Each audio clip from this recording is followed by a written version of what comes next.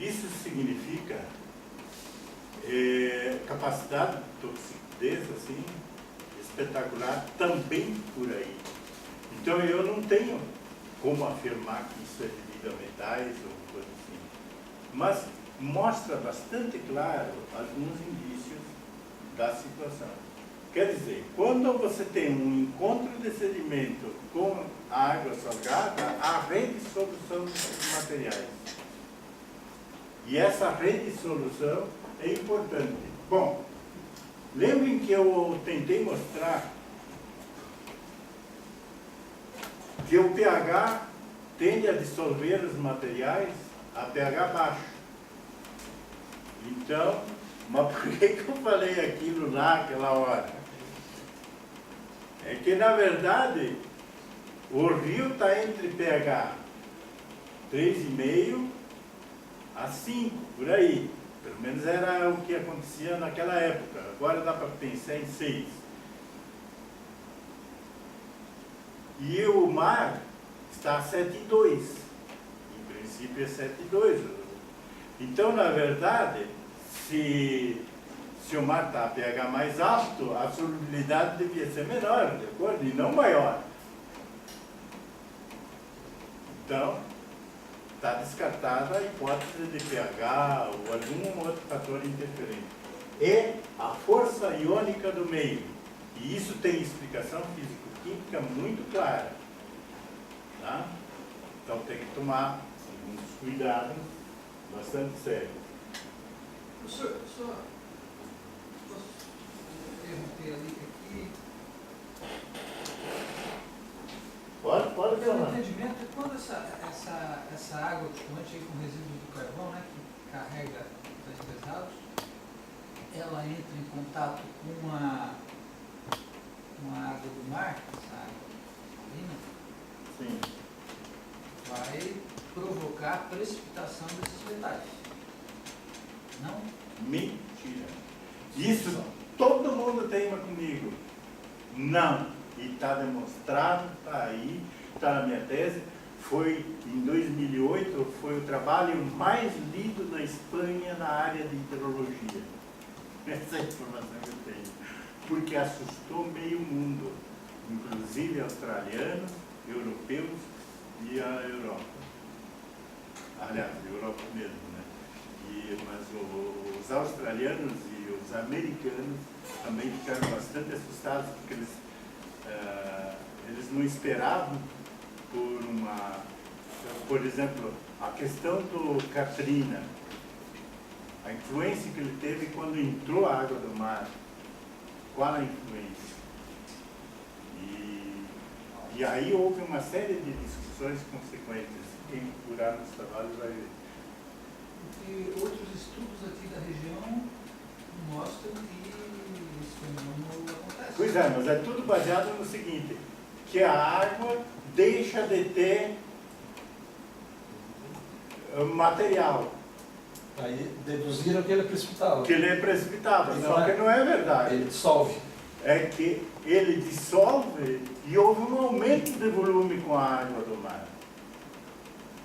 Mas se tu medir a concentração na água em alguns metais, tu vai encontrar concentrações absurdas.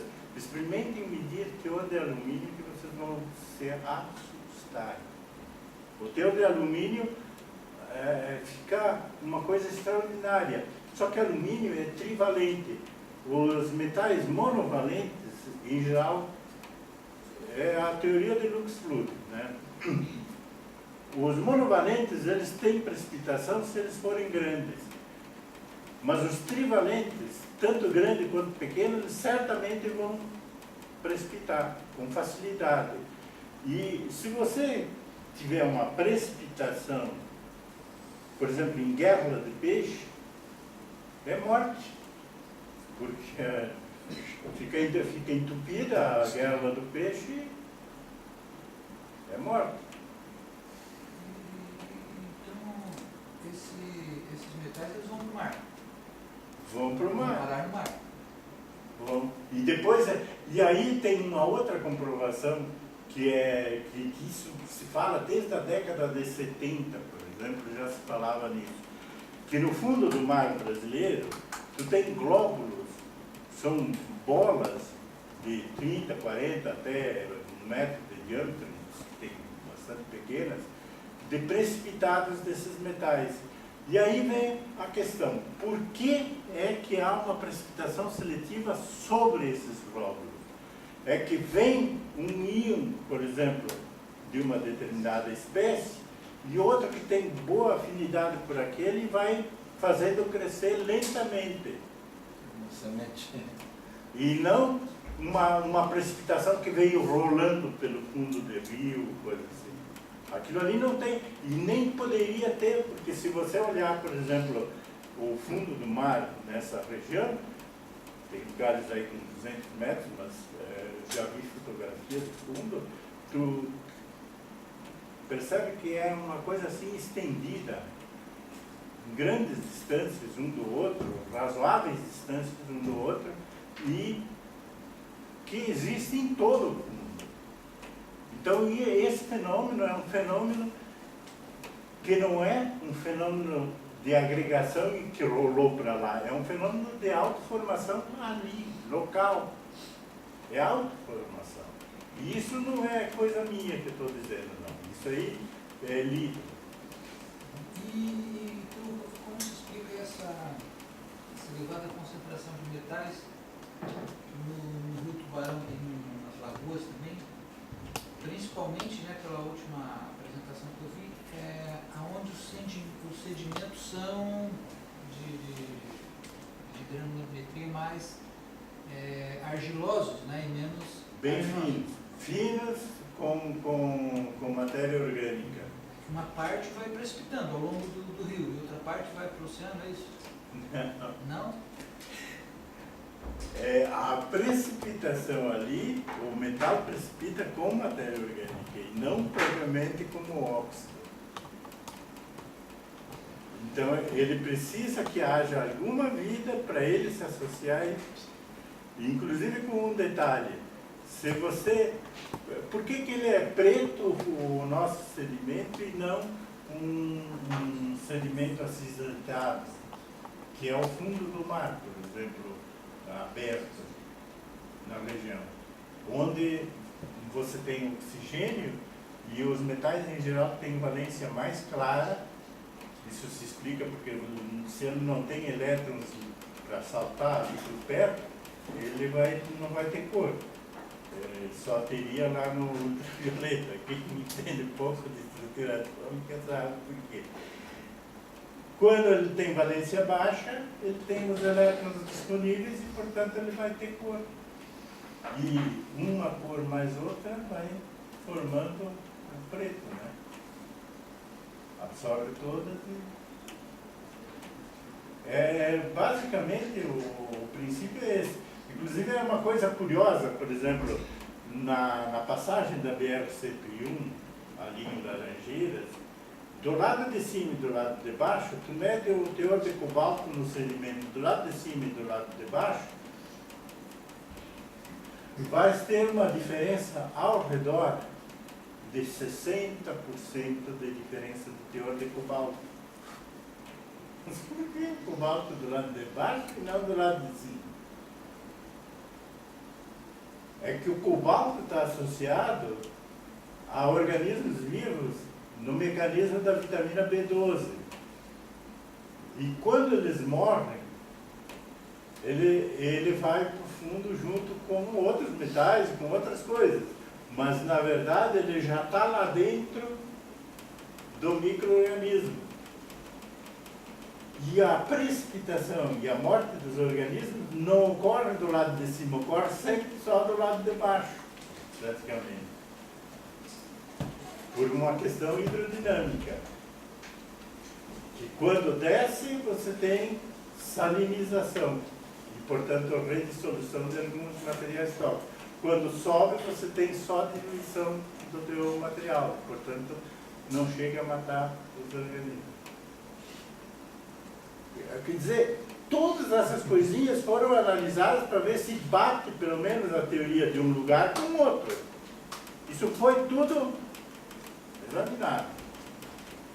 Professor, perdoa a ingenuidade do conhecimento químico, mas pensando um pouquinho alto, o senhor falou um elemento aí que é quase que básico aqui na nossa região, que é o alumínio.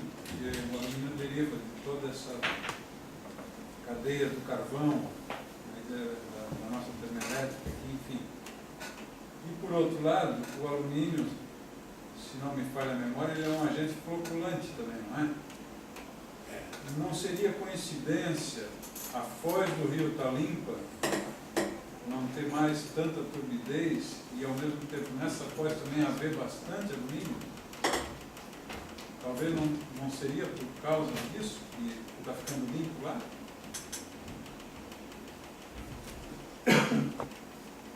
Se floculasse e fosse como sedimento lá, o material, se você mergulhasse e fosse da areia, estaria lá. Mas não está. Esse é um princípio muito simples. A importância do alumínio, eu concordo com gênero e número contigo. Só devo dizer o seguinte, tem três coisas que eu preciso entender. Uma, talvez, seja só mais para quem entende razoavelmente de química, que é o seguinte, tanto o alumínio quanto o ferro 3, eles dependem da concentração de OH na terceira potência. Por quê?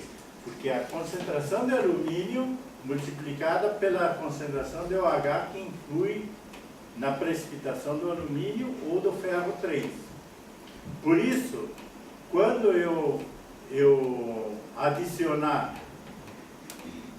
subir ou baixar o pH, isso influi significativamente. O ferro, a multiplicação para o ferro entre a concentração de OH e a concentração de ferro é de 10 na menos 53.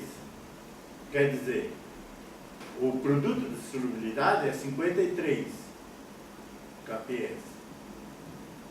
O do alumínio, tem muitas discussões aí. Eu estou chutando um valor médio por aí dos autores. O alumínio está ao redor de 27, mas mesmo assim é comparativamente alto. Tanto assim que o ferro, por exemplo, aliás, isso me aconteceu já até numa defesa de tese, numa discussão que ficou até chato.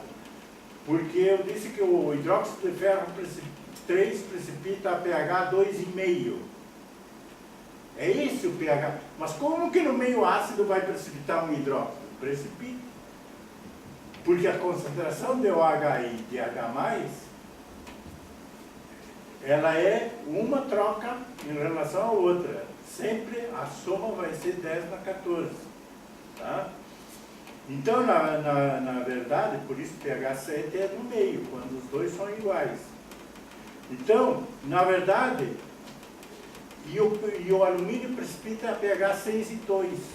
Isso, aliás, tem um gráfico mais adiante um pouco. Ah, tá aqui, é esse aí, que é isso que eu queria explicar. O alumínio começa a precipitar lá pelo 3,5 e vai até 6 por aí. E enquanto que o ferro 2 precipita lá a pH alto, ele precipita a pH 2. Então você tem precipitações a pH diferentes. E no Rio Tubarão predomina a precipitação do ferro. Por quê? Que é usado em toda a Europa, não é proibido usar alumínio como floculante.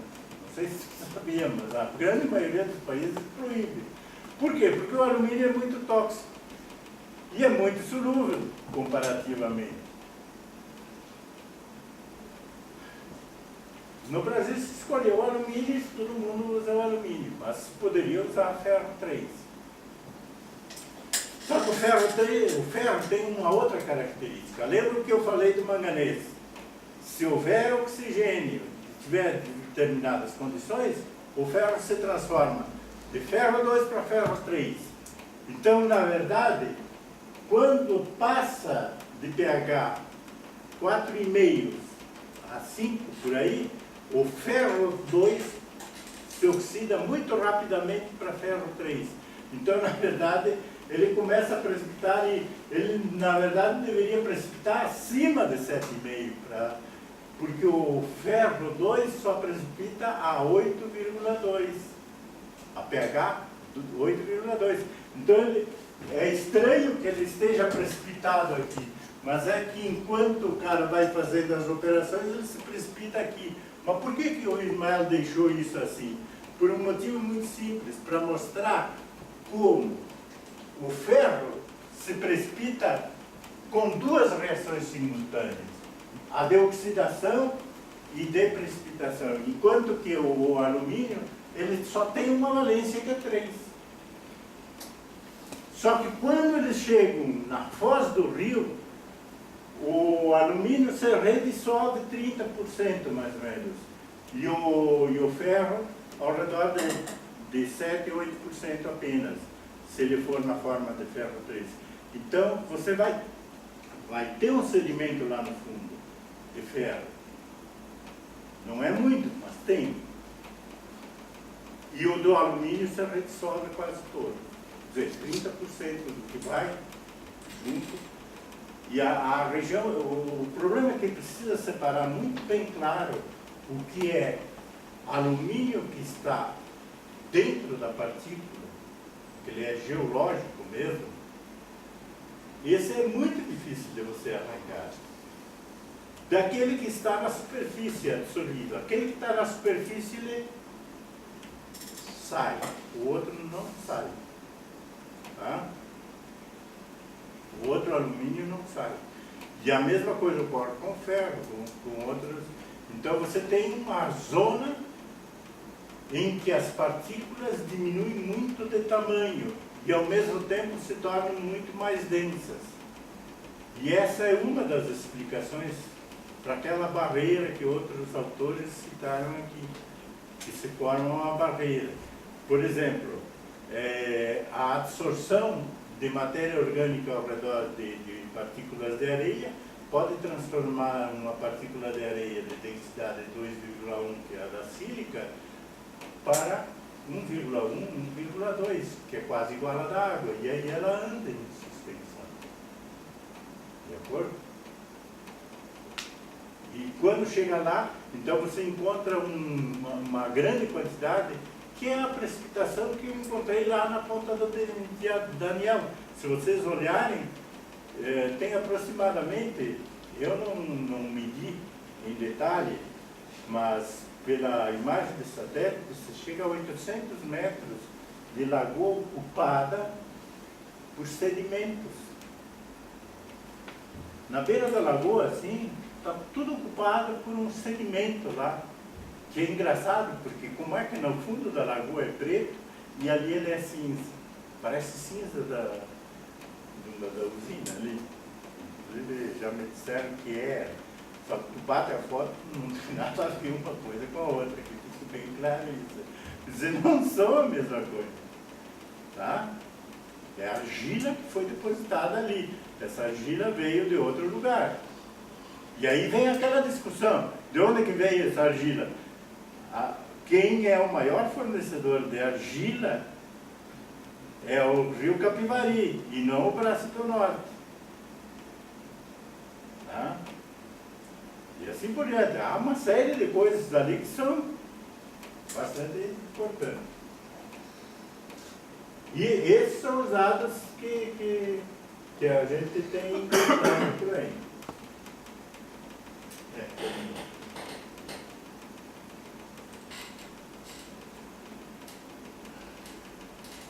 Estou com um erro lá agora que eu me dei conta.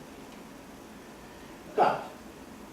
Eu não sei se há alguma dúvida a mais, alguma coisa a mais, mas o que eu insisto que tem que tomar cuidado e que eu deixo e espero estar deixando para quem fica ao menos se preocupar, e se acharem irrelevante podem achar e esqueçam, não tem mais tanta importância, Eu vou cuidar de mim mesmo, eu acho que é mais, para mim, eu sou mais importante do que tudo isso, né? O que eu vejo são algumas preocupações que eu tenho. Na verdade, na minha tese são 36 conclusões, pelo que eu sei. Mas algumas preocupações. As enchentes estão deixando construir em lugares que a gente sabe que é evidente que vai inundar. E não é uma inundação de 2 metros, de meio metro. É uma inundação de 5, 6 metros, como acima da BR-101. Ali na região da rodoviária, por exemplo. Ali, e existe na legislação uma brecha escrita bem clara, que se o Estado ou o município deixa fazer alguma coisa, e existe o licenciamento, o habite de todas as... Ele é corresponsável. Então ele é responsável por deixar construir um lugar desses. Inclusive com um detalhe, teoricamente a indenização passa a ser obrigatória. Quer dizer, é levar o município à falência obrigatoriamente numa situação dessa. Teoricamente isso é um crime com o município. Crime de responsabilidade. E é um crime de responsabilidade o engenheiro tocar e aceitar a construção nessas condições.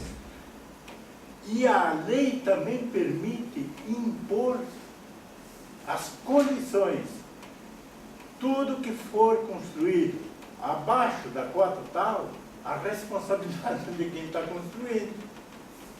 Por exemplo, a responsabilidade não é mais do município. Eles podem impor isso. Por que não está se impondo essas restrições? E notem que nós temos defesa civil, nós temos um monte de coisa, mas não... É por isso que eu acho que eu estou abandonando isso, porque não adianta eu ficar dizendo se as pessoas não querem ouvir. As pessoas não estão interessadas. Se não estão interessadas em ouvir, não vai adiantar mais. Eu acho que o que eu tinha para dizer está dito. Os experimentos mostram claro isso. Tá? Quer ouvir, ouviu. Não vai ouvir. Mas, professor, essa questão aí da cota, eu trabalhei um período na prefeitura, final dos anos 80 até início dos anos 90, uns 5 anos mais ou menos. Aí tinha um projeto de ocupação daquela área onde hoje tem a estação rodoviária. E tinha um problema que ali é uma área muito baixa, né? E constantemente alagada. Então se fez um estudo, se pagou uma empresa para fazer esse estudo e chegou-se à conclusão de que toda a construção ali teria que estar com a soleira na cota 5. Com a soleira não, o aterro. Teria que ter um aterro, no mínimo cota 5, né? E eu não sei hoje qual é a cota da rodoviária, me parece que é abaixo de 5, né? Inclusive isso era para poder viabilizar a expansão do centro da cidade, porque não tinha mais para onde crescer. E lá era um local em direção à BR-101, né? Tinha todo um estudo já urbanístico prevendo a expansão para aquela área, né? E eu não sei, até hoje, isso foi comentado naquela... Sim, mas... no seminário, não, naquele estudo sobre o lixo, o esgoto. No parecer da consultoria sobre o saneamento, né? Isso, ele nem sabia disso, ele fez todo o levantamento da prefeitura, e aí eu fiquei sabendo que todo o material que tinha dentro da prefeitura, isso eu estava falando, eu queria só complementar, ingerência, né?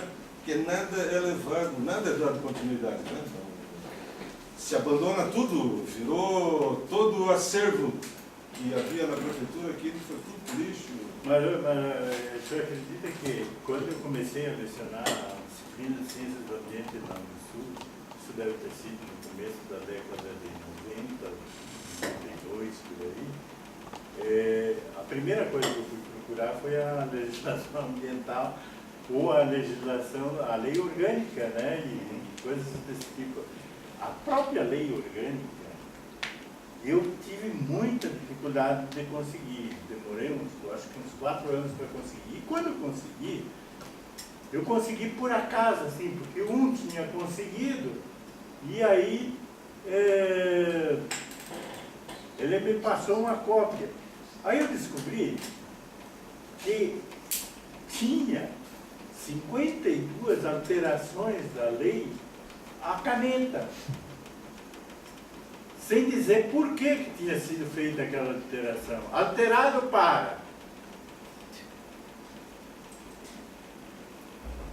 Aí eu quis tentar descobrir se aquela alteração tinha validação, e as caligrafias eram bem diferentes, inclusive. Se tinha validação.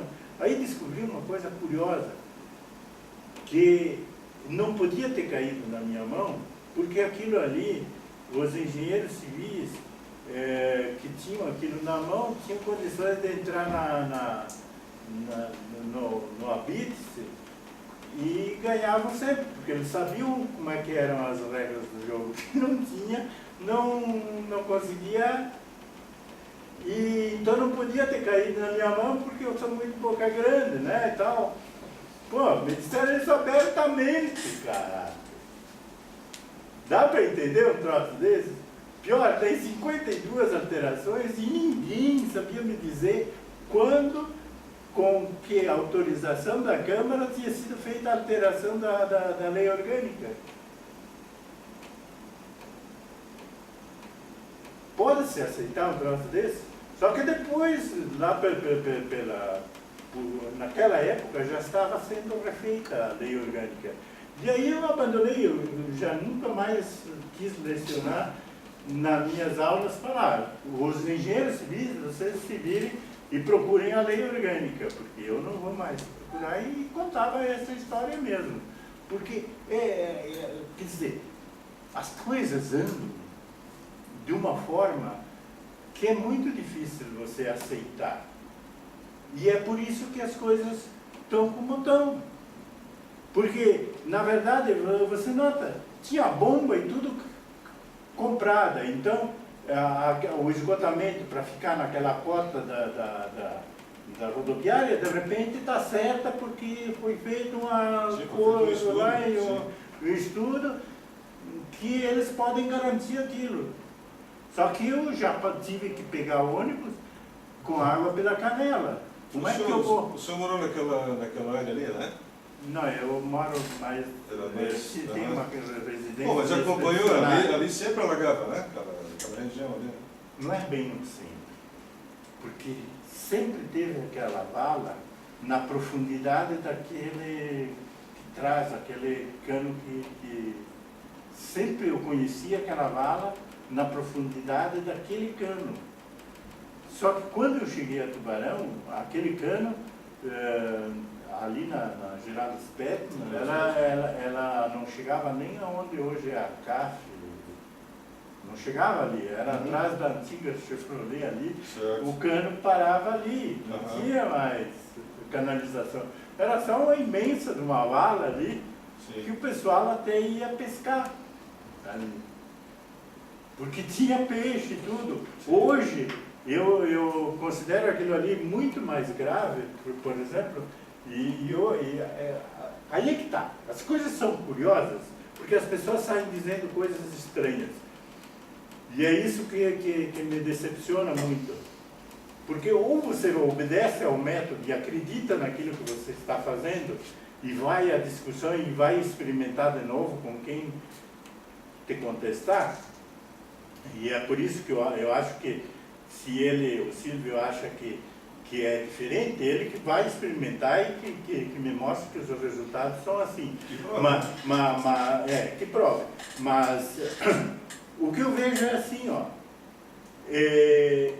Uma vez, aquilo ali estava alterando a cor do rio inteiro, uma determinada época.